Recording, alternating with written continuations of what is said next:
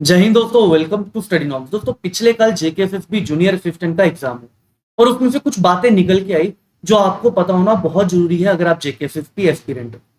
तो बहुत पुराने स्टूडेंट्स उनको ये बातें पता है क्योंकि ये बातें एक्सपीरियंस के साथ पता चलती है। सर, सबसे बड़ी क्वेरी जो आई वो थी टाइम मैनेजमेंट को लेके। सर, टाइम मैनेज नहीं हुआ। टाइम मैनेज क्यों नहीं हुआ इसका मैं रीजन बताता हूँ।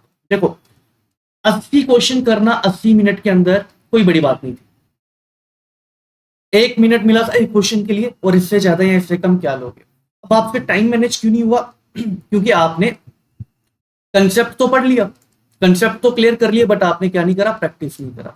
प्रैक्टिस अच्छे से नहीं करा। कैसे? सपोज बच्चों, मैं यहाँ पे बात करता हूँ किसकी? परसेंटेज टॉपिक की, मैथ्स की। मैथ्स और रीजनिंग में होता है जिसमें टाइम का थोड़ा इशू होता है। परसेंटेज की, अब यहाँ पे एक बच्चा है, वो क्या करता है? परसेंटेज को पढ़ लेता है, कंसेप्ट पढ़ लिया सर। उसके बाद उसने 50 एक क्वेश्चन लगा लिया और उसके हिसाब से ये टॉपिक क्लियर हो चुका है।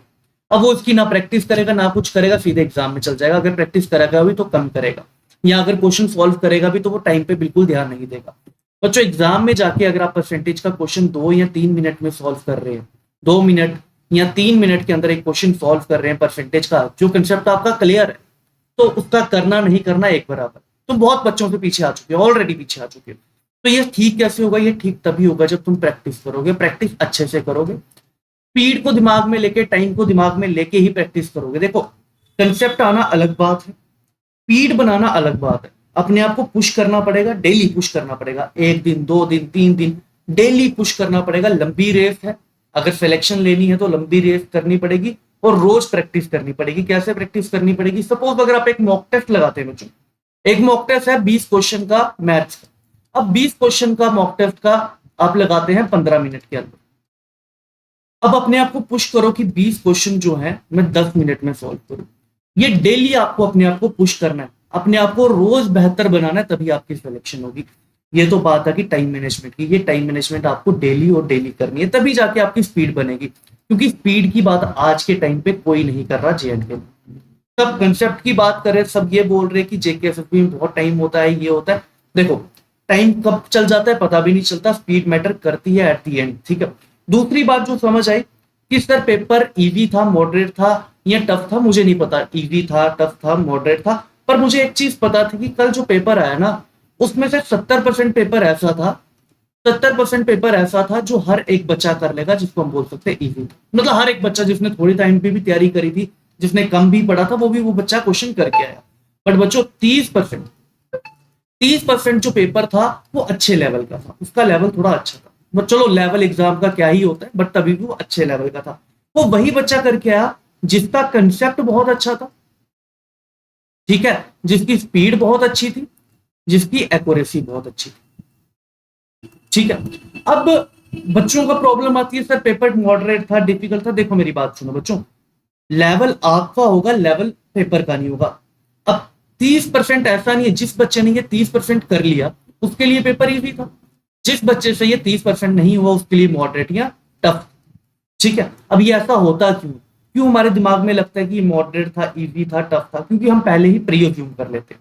सबसे बड़ी बात थी प्री अज्यूम करना, कि हमें पहले ही हमारे दिमाग में बिठा दिया जाता है जेकेएसएसबी का एग्जाम है, इसके ऊपर तो ये पूछेगा। ठीक है। और जब वो उससे थोड़ा सा ऊपर पूछता है, चाहे 10% पूछता है, वो 20% पूछता है, चाहे वो 30% पूछता है, तो हमारे दिमाग में एक ही चीज आती है, पेपर डिफिकल्ट डाल दिया, और हम ब्लेम करना शुरू कर देते हैं। हम ब्लेम गेम में चल जाते हैं। ब्लेम गेम मत करो, ये तुम्हारी खुद की गलती थी, ये तुम्हारा खुद का फॉल्ट था कि तुमने पहले ही प्रीज्यूम करा। टीचर ने अगर तुम्हें बोला कि इससे अच्छा लेवल नहीं आएगा जेकेएसएसबी का, यही लेवल आएगा, तो तुमने मान लिया बात को, तुमने अपनी रिसर्च नहीं करी। तो जिस दिन तुम प्रीज्यूम करना बंद कर दोगे, तुम अच्छे लेवल का पढ़ना शुरू कर दोगे, टफ लेवल का पढ़ना शुरू कर दोगे और एक सिलेक्शन लेके आ जाओगे। ठीक है। अब मैं बात करता हूं कि मंत्र क्या है सिलेक्शन का। देखो, एक्यूरेसी विद स्पीड। ठीक है, एक्यूरेसी प्लस स्पीड। अब ऐसा नहीं है कि एक्यूरेसी बढ़ा के बैठ जाओ, स्पीड बहुत कम, या स्पीड बढ़ा के बैठ जाओ, एक्यूरेसी बहुत कम है। क्वेश्चन भी अच्छे करने, ये सब चीजें आपको दिमाग में लेके चलना है। और आज के बाद मेरे भाई, अगर मुझे सच में अगर आपको लग रहा है कि मैं सही बातें कर रहा हूं, तो आज के बाद आपने कभी भी प्रीज्यूम नहीं करना। जितना टॉपिक बोला है वो सब पढ़ना है, क्योंकि कोई पता नहीं जेकेएसएसबी का कहां से उठा के कितने क्वेश्चंस डाल देगा। मैं फर्स्ट डे से बोल रहा था बच्चों को, बच्चों वर्किंग पे क्वेश्चंस आते हैं जेकेएसएसबी में, कंप्यूटर में। मैं कंप्यूटर और रीजनिंग पढ़ाता हूँ। वर्किंग पे क्वेश्चन आते हैं, बट मेरी बात किसी ने नहीं सुनी। सबको लगा कि मैं ऐसे ही फालतू बोल रहा हूँ, फालतू फंड में बोल रहा हूँ। कल देखा आपने, वर्किंग पे डायरेक्ट क्वेश्चंस आए थे, और कुछ क्वेश्चंस ऐसे थे जो कि किसी किताब में भी नहीं देखने को मिल रहे। वो उसी बच्चे को पता होंगे जिसने वो एप्लीकेशन सॉफ्टवेयर चलाया होगा। ठीक है, तो इसीलिए वर्किंग समझना, कंसेप्ट को अच्छे से समझना बहुत जरूरी है, जो कि मैंने करवाया भी है बुनियाद बैच के अंदर। अगर आप भी बुनियाद बैच लेना चाहते हैं तो भाई बुनियाद बैच जो है फाउंडेशन बैच है। उसके लिए आपको कुछ नहीं करना, स्टडी नॉर्म्स का ऐप डाउनलोड करना है या इस नंबर पे आपको कॉल कर लेना है 9149636808। अब मेरा जो लास्ट आपसे रिक्वेस्ट रहेगी या आपको एडवाइस रहेगी वो यही रहेगी मेरे भाई, अच्छे से पढ़ो, टाइम लगा के पढ़ो।